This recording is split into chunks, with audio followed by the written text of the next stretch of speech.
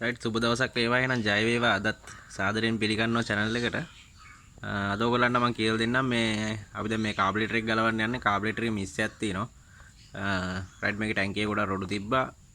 ඉතින් ටැංකිය සුද්ධ කරලා කාබුලේටර් එක සුද්ධ කරන එක තමයි හරියන්නේ. මොකද මේ කාබුලේටර් එකේ අපි කාබුලේටර් එක විතරක් සුද්ධ කරාට වැඩක් නැහැ. මේ ටැංකිය රොඩු නම් රයිට් ටැංකියත් සුද්ධ කරලා කාබුලේටර් සුද්ධ කරන එක තමයි සාර්ථක. නැත්තම් ටැංකියේ රොඩු තිබ්බොත් කාබුලේටර් සුද්ධ කරාම ආයෙත් ඒ රොඩු කාබුලේටර් එකට එනවා. අනිවාර්යයෙන්ම පෙට්‍රල් ෆිල්ටර් එකක් දාගන්න මතක ඇතුව. ඔය නිකන් බටේ ගහගෙන දුවන්න එපා. එතකොට ඔය නීල් වලේම රොඩු බැඳිලා ඕෆ්ලෝ ප්‍රශ්න ආරෝමයව මිස් වෙන්න පුළුවන්. රයිට් අපි බලමු කාබුලේටර් එක කොහොමද ගලවන්නේ කියලාද මේ ඩිස්කවරි 100 එකේ. රයිට් මුලින්ම මේ යටේ යන දෙක ටික අපි ගලවගමු. දැන් මේ මෙතන ක්ලිප් එක නම් බුරුල් වෙලා තියෙන්නේ. මේ බුරුල් වෙලා පැනලා. රයිට් මෙතන අටේ යන දෙක ගලවගෙන මේ පිස්ටන් එකේ මෙතන උඩ කවර් එකත් ගලව ගන්න. රයිට් අපි බලමු. මෙතන මේ ක්ලිප් එකත් ගලව ගන්න ඕගොල්ලෝ මේ. මෙන්න මේක. රයිට් ඉතින් කාබුලේටර් එක මෙන්න මෙහෙම ටික ගැලවුවම අපිට මෙහෙම ගන්න පුළුවන් මේ ක්ලිප් දෙකයි. රයිට් අපි බලමු මේක මේ පිළිසිඳු කරගෙන කොහොමද හයි කරගන්නේ කියලා. රයිට් ඉතින් කාබුලේටර් එක මෙන්න මේ විදිහට ගලව ගන්න. ඉතින් වෙනදා වගේම අපි කාබුලේටර් එකක් ගලවන විදිහ.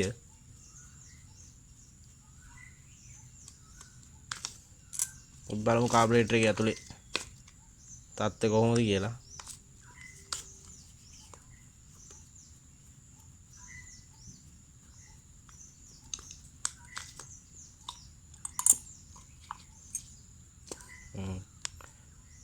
තත්ත්වය භයානකයි.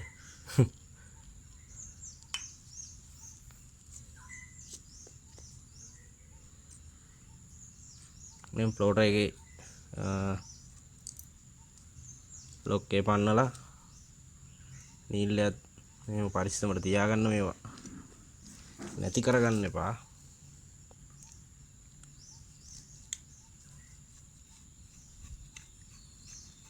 එන්ජෙට් එකත් මෙහෙම ගලව ගත්තා. ඊට පස්සේ අපි ස්ලෝ රනින් ජෙට් එකත් මෙහෙම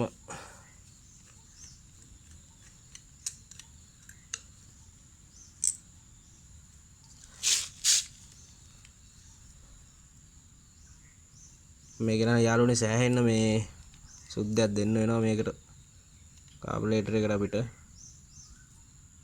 රයිට් මේවා නම් මුකුත් ගලව ගන්න ඕනේ නැහැ. මේ රයිට් මේ ස්ක්‍රූ දෙකත් ගලවගමු.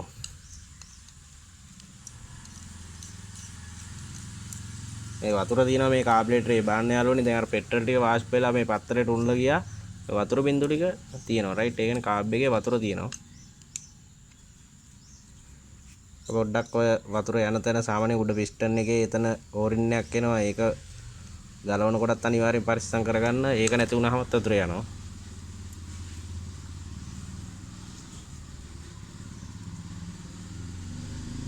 ඔයගොල්ලන්ට මග ඇරෙනවා නම් මේ ස්පින් වෙනම තියාගන්න. ඒ අනිත් එක්කම දැන් RPM ස්ක්‍රූ එකේ දැන් මේ ඇතුලේ වොසර් එක මේ RPM ස්ක්‍රූ එකේ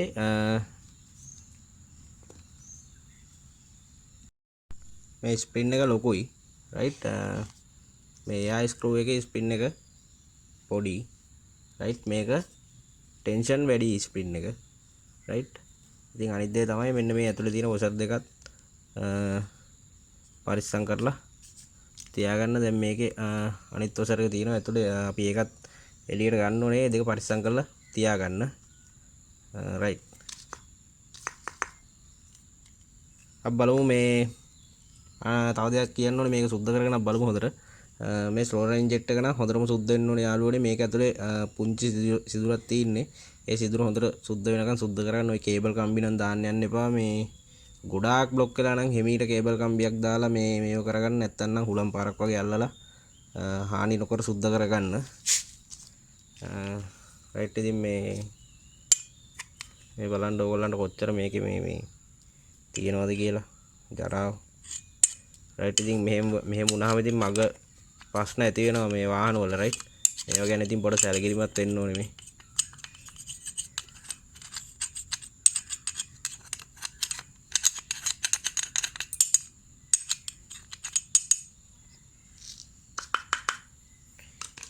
රයිට් බලමු මේ ටික හොඳට සුද්ධ කරගෙන හයි කරගන්නේ කොහොමද කියලා. රයිට් ඉතින් ඔන්න ඔහොම තමයි කාබ් එක සුද්ධ කරගත්තට පස්සේ රයිට් ඔන්න ඔය වගේ ඉතින් හොඳට තියෙන්න ඕනේ වැඩේ. රයිට් ඉතින් කාබ්ලේටරේ අපි හයි කරගමු. මේ මුලින්ම ඉතින් මේ ස්ප්‍රින් එක ටික දාලා අපි මුලින්ම අමුණු මේ ආයි ස්ක්‍රූ එක මේකේ අර වොෂර් එකේ යාළුවනේ පරිස්සමට දාගන්න මේ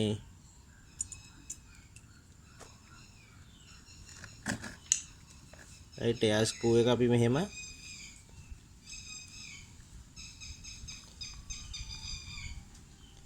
ඔන්න ඔතන තමයි දැන් සාමාන්‍යයෙන් අතේ ගන්නට අපිට තද උනේ. රයිට් අපි ඔතන ඉඳලා වට භාගයයි වට එකයි වට එකමාරක් අපි බුරුල් කරලා තමයි අපි තද කරලා බුරුල් කරගන්නවා. මොකද වාහනේ නැත්තම් කාබ්ලේටර් හයි කරාම ස්ටාර්ට් වෙන්නේ නැහැ. රයිට් ඊට පස්සේ අයිඩියල් එකක් දාගත්තා මෙහෙම.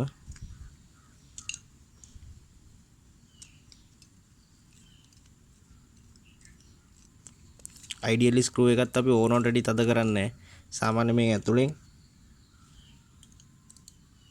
රයිට් ඔන්න ඔය වගේ සාමාන්‍යයෙන් එකත් ඔයගොල්ලන්ට මම කියන්නම් මෙන්න මෙහෙම අපි තද කරලා භාගයයි එකයි එකමාරක් විතර එකක් තියලා අපි දෙකම ඔහොම තියාගෙන තමයි අනිත් කෑල්ල හයි කරන්නේ. රයිට්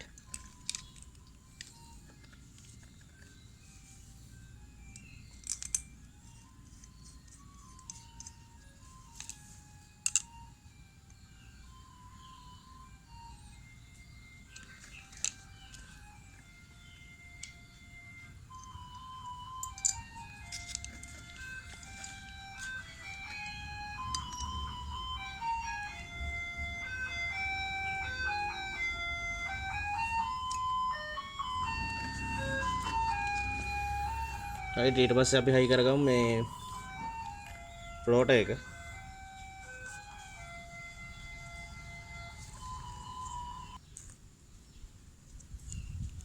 රයිට් ෆ්ලෝටර් එක මෙන්න මෙහෙමයි දාන්නේ යාළුවනේ.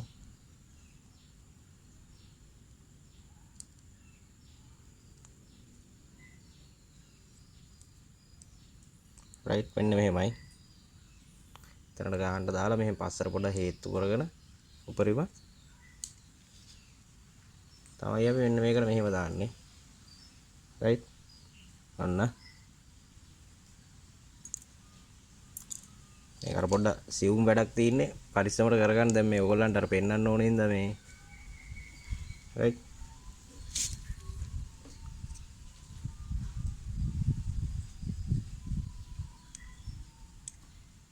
රයිට් ඔන්න ඔහම දාගෙන තමයි අපි ලොක් එක දාගන්නේ.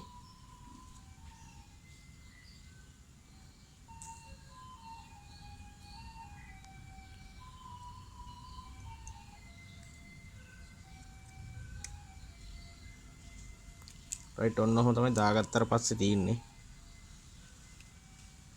රයිට් ඊට පස්සේ අපි පියන හයි කරගන්න ඕනේ. දැන් මේ පියනේ මේකට ගම් මුකුත් දාන්න යන්න එපා. දැන් මේ ගම් දාලා අපි මේ ගම් සුද්ධ කරා සෑහෙන්න.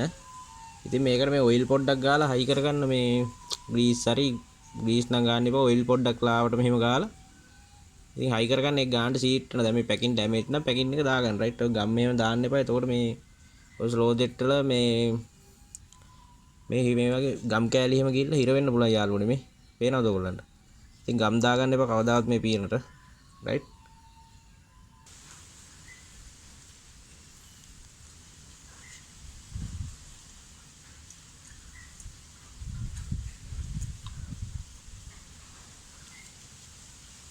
රයිට් ඔන්න ඔහම ඉතින් මේ අපි ඔයිල් පොඩ්ඩක් ගාගත්තා ඕරින් එකේ. ඊට පස්සේ මෙන්න මෙහෙම දාගන්න. මේ මතකතු මේ ලොක් බැලන්ස් කරන්න. රයිට් ඒ කියන්නේ දෙපැත්තට සමසමව බැලන්ස් කරන්න. නැත්තම් පනින්න වගේ ඉඩ තියෙනවා.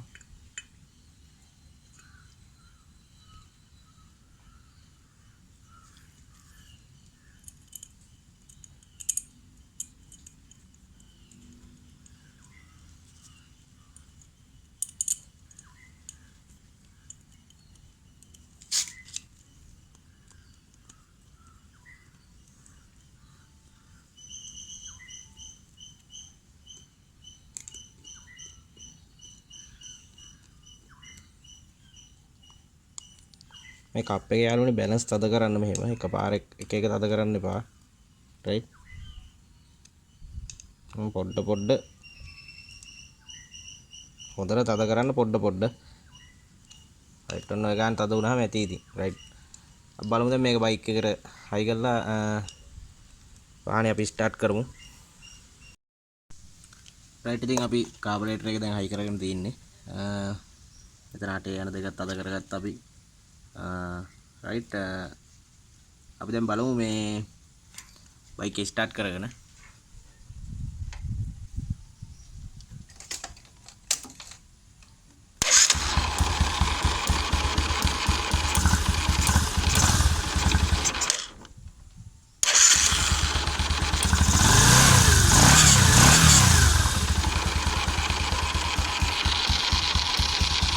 දැන් අපි අර ස්ක්‍රූ දෙක යාළුවනේ මේ අර තියපු විදියට තමයි ඇඩ්ජස්ට්මන්ට් දැන් තියෙන්නේ බයික් එකේ. එතකොට අර දැන් එහෙම තියලා හරියන්නේ නැහැ. මම ඔයගොල්ලන්ට කිව්වේ බයික් එක ස්ටාර්ට් කරගන්න අපි ස්ක්‍රූ ගැලුවට පස්සේ පොයින්ට් වල තියන්න ඕනේ. නැත්නම් බයික් එක ස්ටාර්ට් වෙන්නේ නැහැ කාබ් එක හයි කරලා.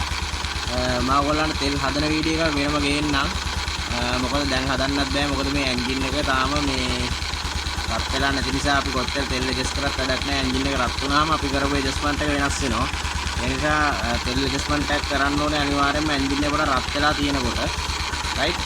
මම හිතනවා මම ඔයගොල්ලන්ට කියන්නේ තේරෙනවද කියලා. මම තෙල් ඇඩ්ජස්ට්මන්ට් කරන වීඩියෝ එක වෙනම ගේන්නම්. එහෙනම් සුබ දවසක් ජය වේවා ඔක්කොටම. බොහොම ස්තුතියි එහෙනම් අපේ channel එක subscribe කරලා තියාගන්න. බොහොම ස්තුතියි.